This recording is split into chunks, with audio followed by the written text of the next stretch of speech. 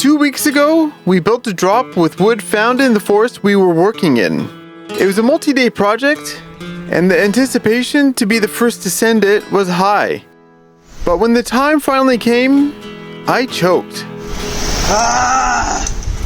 It's not far. I just couldn't convince myself to hit it. So my wife, Yuka, offered to give it a try. I'm ready.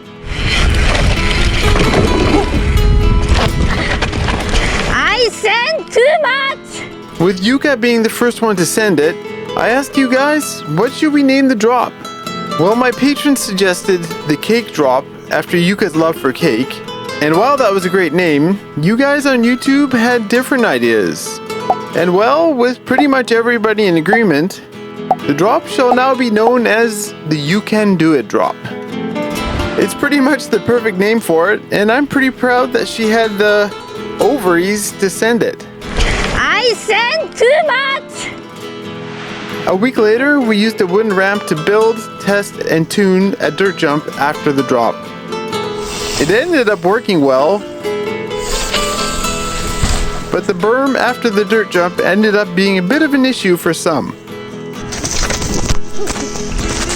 At the end of the video, I punched the trail completely through the grove and into the Badlands. Oh, so fun. And as you might guess by the name, the Badlands are bad. It's a clear cut with logging slash scattered all over the place. It's going to be tough work out here, but since I've got no other option, I'd better make the best of it. But there is a small reprieve in the middle of the Badlands. This small stand of trees. And within this oasis is where I want to build a jump over a stump. A stump jump.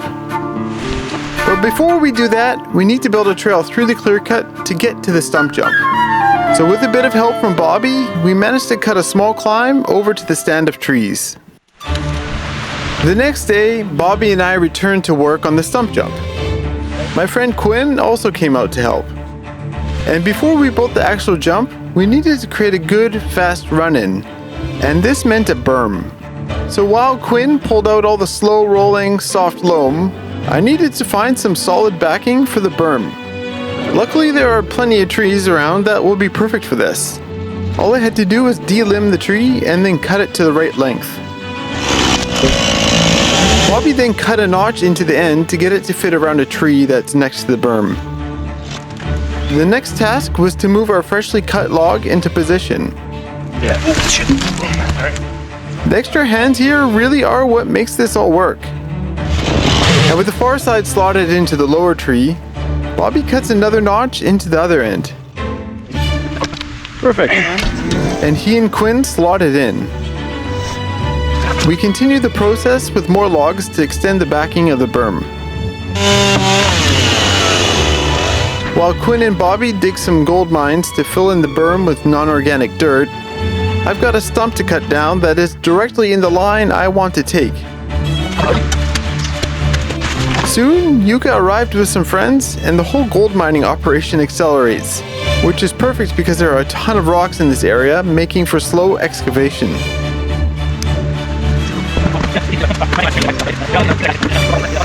And with the berm roughed in, it was time to call it a day. The next day, I returned with some fresh blood. My friend David and his two sons, Sam and Gabe. Oh, that's all! That was very melodramatic. Sad. Today, we're going to build the lip of the jump together. So while my helpers dig out more gold for the lip, we're going to need a whole bunch of logs to act as a base for the jump. And that means it's time to get the chainsaw out again.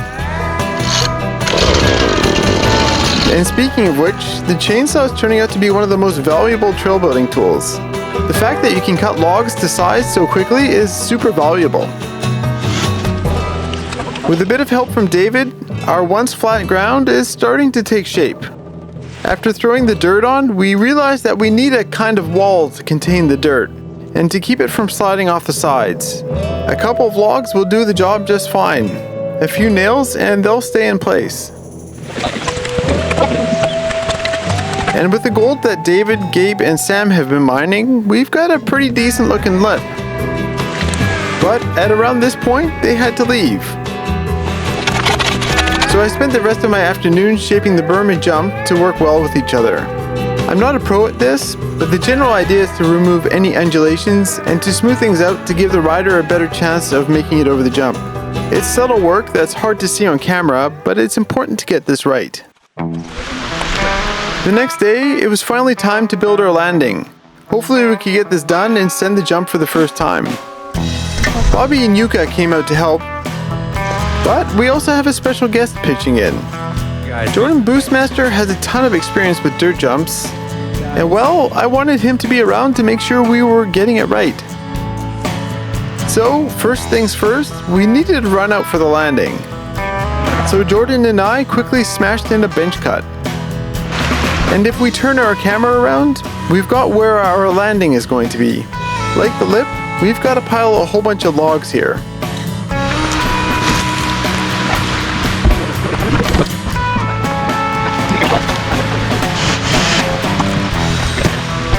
Alright, send it.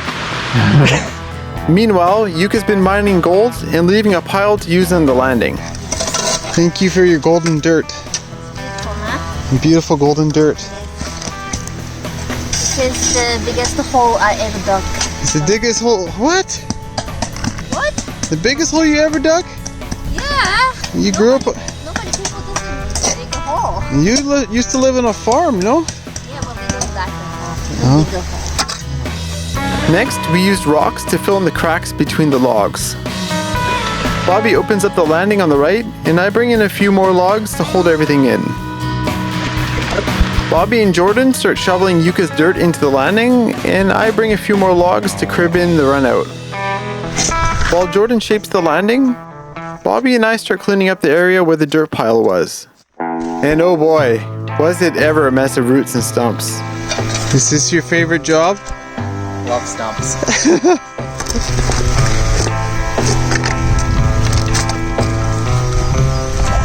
Ooh!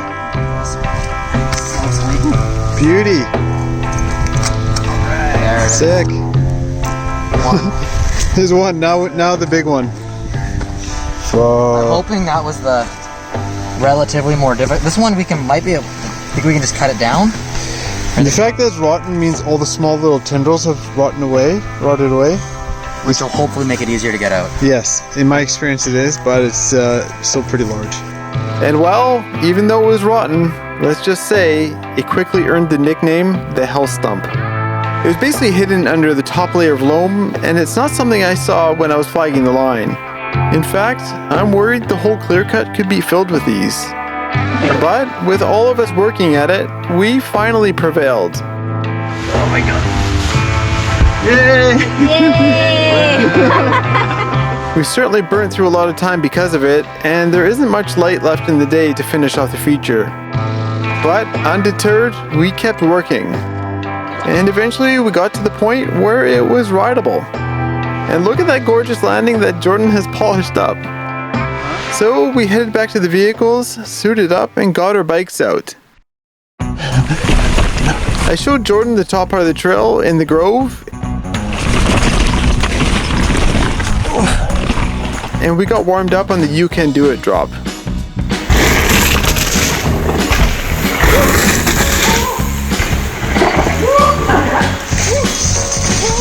After a bit of sketchy fun in wet conditions, we headed down to our newly finished stump jump.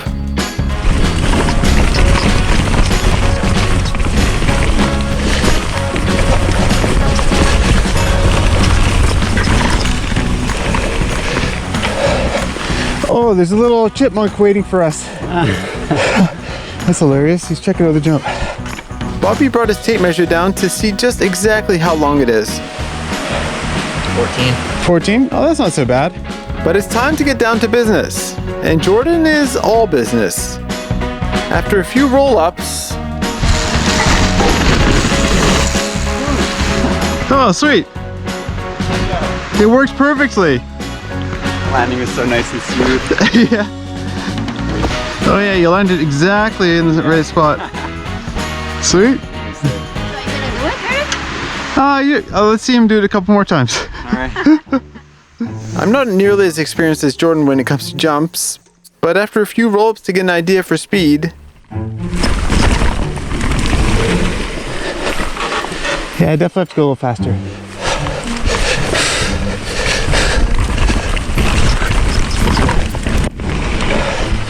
Okay, that's better. Okay, I'm gonna go next time.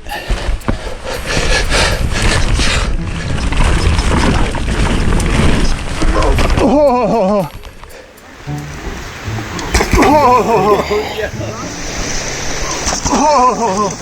Front case. Okay, I got it. And now I just gotta clean it up a little. Yeah, I tried to pull a little too much. Okay. You look scared. I was a little nervous. Okay, I'll try again. Okay, drop it. The first time is always the hardest, but after a few more hits, I've got it pretty cleaned up.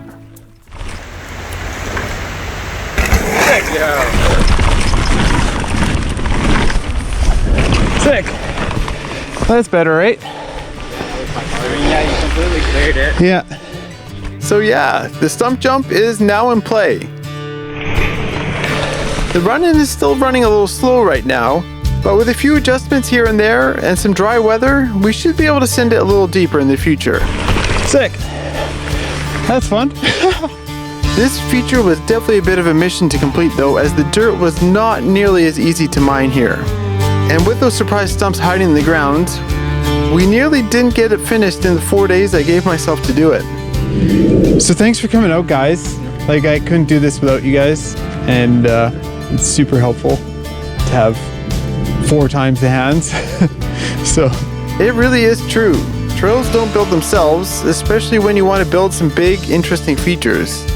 So to all those that have helped out on the trail so far, thank you. I couldn't have done it without you. And on a similar note, my next video is going to be a riding video. I've got to take a small break from trail building as it's been a shock to the system. I've put over 100 hours into the trail so far, and I need a mental and physical break. But next week's video will be a good one, as we'll be riding some interesting and unusual features. So keep an eye out for it. But, as always, thanks for watching and stay gnarly.